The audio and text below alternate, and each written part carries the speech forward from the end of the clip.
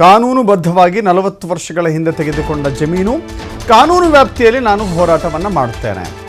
ನನ್ನ ಜೀವನದಲ್ಲಿ ಯಾವುದೇ ಅಕ್ರಮಗಳಿಗೆ ಎಡೆಮಾಡಿಕೊಟ್ಟಿಲ್ಲ, ಆದರೆ ಈ ಸರ್ಕಾರ ದಬ್ಬಾಳಿಕೆ ಮಾಡ್ತಾ ಇದೆ ಅಂತ ಕೇಂದ್ರ ಸಚಿವ ಎಚ್ ಡಿ ಕುಮಾರಸ್ವಾಮಿ ಕಿಡಿಕಾರಿದ್ದಾರೆ. ಯಾವುದೇ ತೆರವು ಬೇಕಾದರೆ 15 ದಿನ ಮುಂಚೆ ನೋಟಿಸ್ ಕೊಡಬೇಕು, ಆದರೆ ನನಗೆ ಇದುವರೆಗೂ ಯಾವುದೇ ಮಾಹಿತಿ ಬಂದಿಲ್ಲ. ಸರ್ಕಾರಕ್ಕೆ ನಾನೇ ಟಾರ್ಗೆಟ್ ಆಗಿದ್ದೇನೆ ಅಂತ ಎಚ್ ಡಿ ಕುಮಾರಸ್ವಾಮಿ ಸರ್ಕಾರದ ವಿರುದ್ಧ ಹರಿಹಾಯ್ದಿದ್ದಾರೆ. ನಾನು 40 ವರ್ಷದಿಂದ ತಗೊಂಡಂತ ಇವತ್ತು ನಡೀತಾ ಇರತಕ್ಕಂಥ ನಡವಳಿಕೆಗಳಿದೆಯಲ್ಲ, ಕಾನೂನಿನ ವ್ಯಾಪ್ತಿಗಳಿಗೆ ಹೋರಾಟ ಮಾಡ್ತಾರೆ. ಯಾರು ಏನು ಗಾಬರಿ ಆಗಬೇಕಾಗಿಲ್ಲ. ಆದರೆ ಒಂದು ಸತ್ಯಾಂಶಗಳನ್ನ ತಿಳಿದು ವರದಿ ಮಾಡಿ. ಇದರಲ್ಲಿ ನಾನು ಯಾವುದೇ ರೀತಿಯ ಅಕ್ರಮಗಳಿಗೆ ಎಡೆ ಮಾಡಿಕೊಟ್ಟಿಲ್ಲ.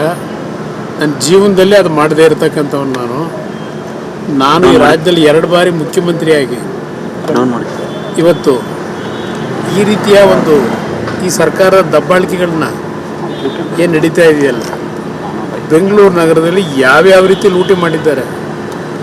ನಾನು ಒಬ್ಬ ರೈತನಾಗಿ ಬದುಕಲಿಕ್ಕೆ 40 ವರ್ಷದಿಂದ ತಗೊಂಡಂಥ ಜಮೀನಿನ ಬಗ್ಗೆ ಈಗ ಏನು ನಡೀತಾ ಇದೆ, ಹಲವಾರು ತಪ್ಪು ಮಾಹಿತಿಗಳೇನಿದೆ, ಅದೆಲ್ಲದಕ್ಕೂ ಕಾನೂನಿನ ವ್ಯಾಪ್ತಿಯೊಳಗೆ ಉತ್ತರ ಕೊಡ್ತಾರೆ. ಒಬ್ಬ ಸಾಮಾನ್ಯ ಪ್ರಜೆಗೆ ಯಾರು ಎವಿಕ್ಷನ್ ಮಾಡೋದಾದ್ರು ಅಟ್ಲೀಸ್ಟು 1 ವಾರ 15 ದಿವಸ ಆಗ್ತಾ ಇದೆ, ನೋಟಿಸ್ ಕೊಡಬೇಕು ಅಂತ ಇದೆ.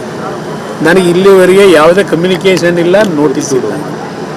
SIT ಅಂತಕ್ಕಂಥದ್ದನ್ನೇನೋ ಮಾಡ್ಕೊಂಡ್ರಲ್ಲ, ದೇಶದ ಇತಿಹಾಸದಲ್ಲಿ ಮೊದಲನೇ ಬಾರಿ ರಾಜ್ಯ ಸರ್ಕಾರ SIT ಮಾಡಿ SIT ಮುಖಾಂತರ ಇವತ್ತು ಈ ಥರ ಏನೇನು ಮಾಡ್ಕೊಂಡು ಹೊರಟಿದ್ದಾರೆ.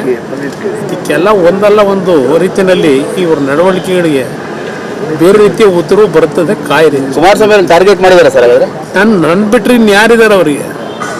ಇವತ್ತು ಈ ರಾಜ್ಯದಲ್ಲಿ ಅವರಿಗೆ ನಾನೇ ಟಾರ್ಗೆಟ್. ನಾನು ಇಲ್ಲ ಅಂತಂದರೆ ಅವರು ಆರಾಮಾಗಿರ್ತಕ್ಕಂಥದ್ದಲ್ವಾ. ಅದರಿಂದ ಇವತ್ತು ಅವ್ರಿಗೆ ಇರ್ತಕ್ಕಂಥದ್ದೇ ನನ್ನ ಮೇಲೆ. ಇವತ್ತು ಹಲವಾರು ರೀತಿಯಲ್ಲಿ ಯಾವ್ಯಾವ ರೀತಿಯಲ್ಲಿ ಇದು ನಡೀತಾ ಇದೆ ಅದನ್ನೆಲ್ಲ ಸೂಕ್ಷ್ಮ ಗಮನಿಸಿದ್ದೇನೆ. 40 ವರ್ಷದ ಹಿಂದೆ ತೆಗೆದುಕೊಂಡಂಥ ಈ ಭೂಮಿ 100 ಬಾರಿ ತನಿಖೆ ಆಗಿರಬೇಕು. ನಡೀತಾನೆ ಇದೆ 40 ವರ್ಷದಿಂದ. ಇವತ್ತು ಕಾನೂನು ವ್ಯಾಪ್ತಿಗಳೇನಿದೆ, ಈ ರೀತಿಯ ನಡೀತಾ ಇರತಕ್ಕಂಥ ನನ್ನ ಮೇಲೆ ಈ ರೀತಿ ಇರ್ತಕ್ಕಂಥದ್ದು ಜನಸಾಮಾನ್ಯರ ಪರಿಸ್ಥಿತಿ ಏನಾಗ್ಬೋದು ಅನ್ನೋದನ್ನು ಯೋಚನೆ ಮಾಡಿ.